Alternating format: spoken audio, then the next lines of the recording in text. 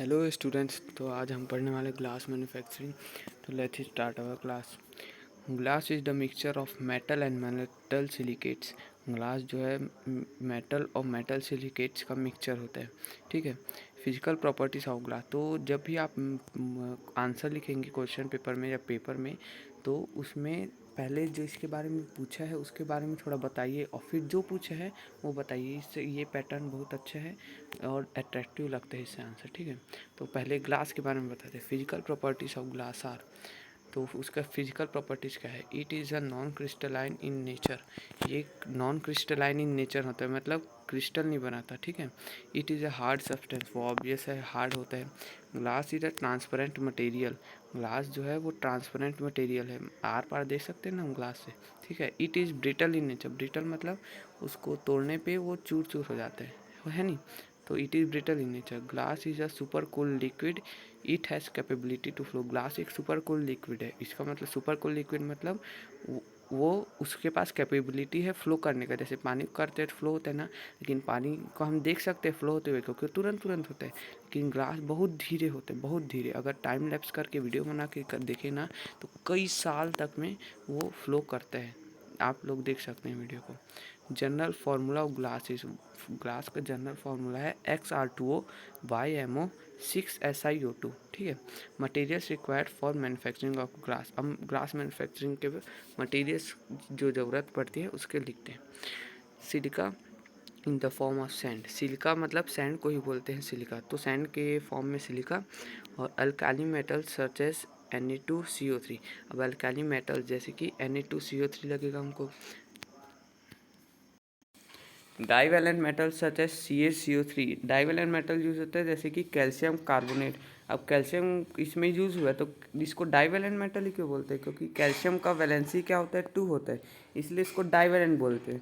लेकिन ऊपर वाले पॉइंट में देखो सोडियम कार्बोनेट है, तो सोडियम का वैलेंसी 1 होता है, इसलिए उसको डाइवैलेंट मेटल्स नहीं बोलते। लेकिन कैल्शियम कार्बोनेट का वैलेंसी 2 होता है कैल्शियम का, इसलिए उसको डाइवैलेंट मेटल बोलते हैं। ठीक है। और oxidising agent is used for bleaching purpose. Oxidising agent को ब्लीचिंग पर्पस के लिए यूज़ करते हैं। अब ब्लीचिंग पर्पस क्या होता है? ब्लीचिंग पर्पस ज़्यादातर आप ग्लास को देखेंगे वो ट्रांसपेरेंट होता है, उसका कोई कलर नहीं होता। तो जब कोई कलर नहीं लाना रहता है ग्लास में तो उसके लिए ब्लीचिंग पर्पस बोलते हैं उसको। उसके लिए ऑक्सीडाइजिंग एजेंट यूज़ करते हैं। For example MnO2 manganese oxide. ठीक है। अब कलेट्स ब्रोकन पीसेस ऑफ ग्लास। कलेट्स उसको बोलते हैं जो ग्लास का छोटा छोटा टुकड़ा रहते हैं, टूट जाते हैं ना, उसको कलेट्स बोलते हैं। वो भी यूज़ होते हैं। और कलरिंग सब्सटेंस। अब जैसे अगर कलर नहीं लाना है तो ब्लीचिंग पर्पस बोलेंगे, लेकिन अगर हमको कलर डालना है उसमें तो उसके लिए copper oxide for red colour. ऐसी डिफरेंट टाइप का कलर होता है, मैंने एक एग्जांपल दिया है जैसे कि copper oxide CuO for red colour. ठीक है। Firstly sodium carbonate, calcium carbonate, silicates and cullets is drawn into furnace having high temperature. तो पहले अब ग्लास मैन्युफैक्चरिंग के लिए calcium carbonate, sodium carbonate, silicates और कलेट्स को फर्नेस में डालते हैं। फर्नेस मतलब भट्ठी। भट्ठी में जानते हैं बहुत हाई टेम्परेचर रहता है, तो उसमें डालते हैं। The following reactions take place inside the furnace. अब फर्नेस के अंदर due to intense temperature furnace के अंदर ये सब रिएक्शन होते हैं, जिससे जैसे कि sodium carbonate plus silicate heat करने पे क्या होता है? Sodium silicate plus carbon dioxide. तो सोडियम सिलिका के साथ मिक्स हो गया और कार्बन डाइऑक्साइड को डिस्प्लेस कर दिया। डिस्प्लेसमेंट रिएक्शन है ये। सोडियम सिलिकेट फॉर्म किया और कार्बन डाइऑक्साइड रिलीज किया। और calcium carbonate and silicate mix हो gives calcium silicate and carbon dioxide. ये भी वही चीज़ है, ये भी डिस्प्लेसमेंट रिएक्शन है। और SiO2 silicate plus sodium silicate. देखो अब ये फाइनल रिएक्शन है, यही लास्ट रिएक्शन है और यही इंपॉर्टेंट है। देखो इसमें फर्स्ट 2 रिएक्शन में जो मेन प्रोडक्ट था sodium silicate and calcium silicate, उसको सिलिकेट के साथ नेक्स्ट रिएक्शन में मिक्स करते हैं। नेक्स्ट फर्नेस में होता है, एक ही फर्नेस में नहीं होता।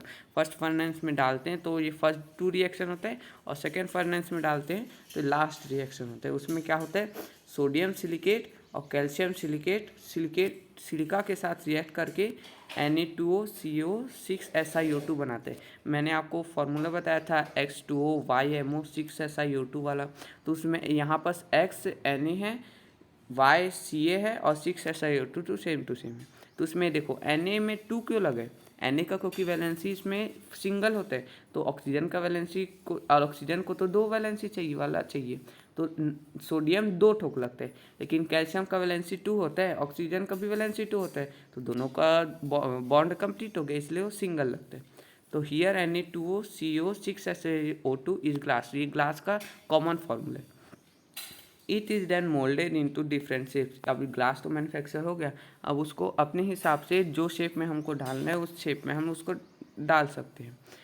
If glass is cooled rapidly, then there is chances to crack. So to prevent from happening, this annealing process is done on it, in which glass is cooled slowly.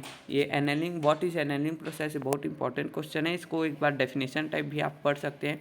अगर glass को हम जल्दी से ठंडा कर देते हैं, जल्दी कूल्ड कर देते हैं, क्योंकि ग्लास मैन्युफैक्चर होगा तो ऑब्वियस है गर्म रहेगा, लेकिन उसको अगर हम जल्दी से कूल्ड कर देते हैं ना, ठंडा कर देते हैं, तो क्रैक हो जाता है, उसका टूटने के चांस बढ़ जाते हैं। तो ये ना हो इसलिए हम उसको एनेलिंग प्रोसेस से गुजारते हैं। एनेलिंग प्रोसेस में हम ग्लास को स्लोली कूल करते हैं, आराम से ठंडा करते हैं, जिससे वो क्रैक ना हो। ठीक है।